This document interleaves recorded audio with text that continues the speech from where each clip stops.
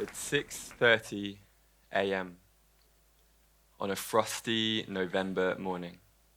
I'm standing on an empty beach in my swimming trunks, thinking, what the hell am I doing? The pebbles feel icy and sharp under my feet. My hands are tucked into my armpits to protect them from the biting wind. But it feels like I'm being pulled. 2 months before, my partner and fiancee, Sophie, took her own life. The first time I met Sophie, she bounded into the house, introduced herself with a giant hug, and picked up a sack of quick-dry concrete to erect a hammock in the garden. I was smitten. The 3 years that followed were the most intensely joyful of my life.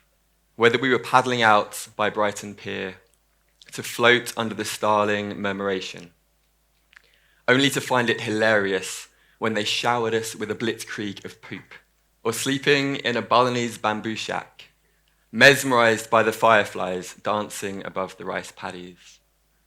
Those 3 years were filled with a lifetime's worth of experiences. Sophie was a bursting at the seams with life human, with a mischievous grin and a radiant presence. She taught me how to be vulnerable and how to love as she did, with every fiber of her being. On dark winter mornings, she would love to say, "Be bold, start cold," wearing thin lycra and a determined grin as she began the cycle to work against a brutal headwind. She'd always catch me off guard with spontaneous ideas. One time, we were showering together, and she casually asked if I fancied getting married as she handed me the mango-scented shower gel. Sophie was diagnosed with bipolar disorder before we met, but even when struggling herself, she would go out of her way to be there for others. Not only the patients that she cared for in her work as a doctor, but friends who shared how she was there for them during their darkest hours. This was the common thread that wove the tapestry of her life. She made decisions based on what she believed would bring the greatest happiness to those she loved. Then, one October morning, following an anxiety attack at work, a chemical imbalance in her brain led her to the tragically mistaken conclusion that in order to achieve this, she needed to take her own life, and she overdosed on her own medication. At first, I shut down. This is what I'd been taught growing up in England. We're implicitly conditioned to stay strong, resist, get over the stages of grief, and move on with life. For me, this showed up as confusion, asking why none of us saw this coming, and imagining the 1,000 ways in which it could have been avoided. I felt ambushed by memories of our time together. I watched our shared dreams of the future self-combust into the abyss. And I felt guilty even for laughing, just for getting through a day without feeling sad.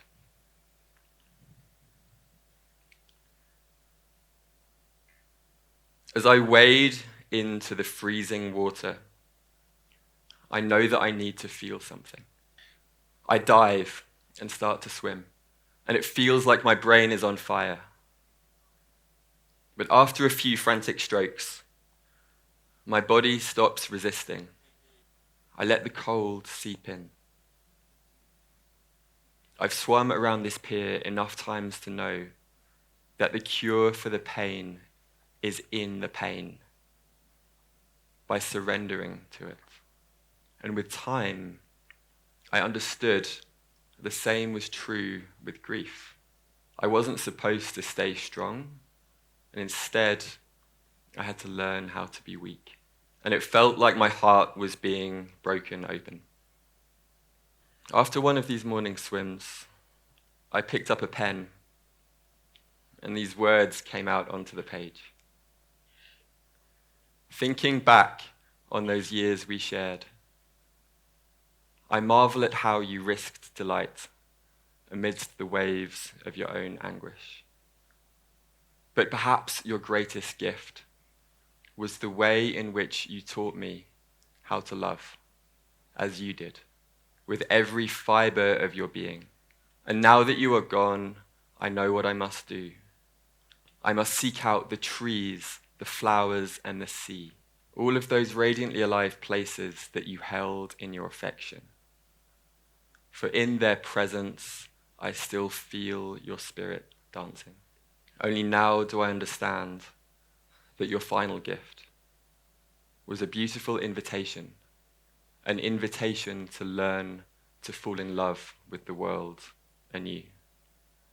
I have a visceral memory of one moment. I'm walking along a pebble beach next to a creek that we used to kayak down. As I approach her memorial bench for the first time, dropping to my knees, I start to weep. My forehead touches the sand. I'm sobbing and shaking uncontrollably. The tears gather in a salty puddle. But in that moment, I'm aware that it no longer feels painful. The feeling isn't one of sadness, but rather a sense of exquisite tenderness. And in that moment, I feel gloriously alive and connected to the world. Leonard Cohen's lyrics ring in my mind. There is a crack in everything. That's how the light gets in. These moments of letting go were my medicine. It felt as if a protective armor was being stripped away, leaving me exposed to the world. And I sought to embrace a sense of radical curiosity for this inner landscape that was opening up. On land, I sat on 10-day silent Vipassana meditation retreats. In the sea, I took up the art of freediving, learning to soften into the loving squeeze of the ocean, falling 120 feet below the surface on a single breath. And these experiences have led to many conversations with friends and strangers on loss. A father taken by pancreatic cancer, a husband who took his own life, and a beloved dog who passed unexpectedly, and others wondering how they can support loved ones deep in grief. All I can share from my experience is that just being there is enough. Holding space without trying to fix anything is truly the most powerful support you can give. But this isn't easy. Often there is an impulse to want to cheer someone up. Yet if we're being honest, this arises from the discomfort that we feel being around someone else's pain. And truly the most generous support you can give is to meet their gaze and give them permission to first feel and then sink into whatever is arising in that moment. Or you can get creative. Two of my best friends appeared on my doorstep with sacks of leaves and fabric that we used to create a giant 10-meter tall sunflower on Brighton Beach. And this has been one of my lessons in grief, that despite being proud of my independence and self-reliance, I needed others there, and I had to learn how to ask for help. Grief is the price we pay for having let ourselves be deeply seen by another. And that embracing this, we come to understand that the love will return in new and unexpected ways. Yet we aren't taught how to let grief in. In the West, we equate vulnerability with weakness. We habitually avert our gaze from painful or uncomfortable feelings. Even the whales and the elephants appear to have a healthier relationship with grief than we do in the West.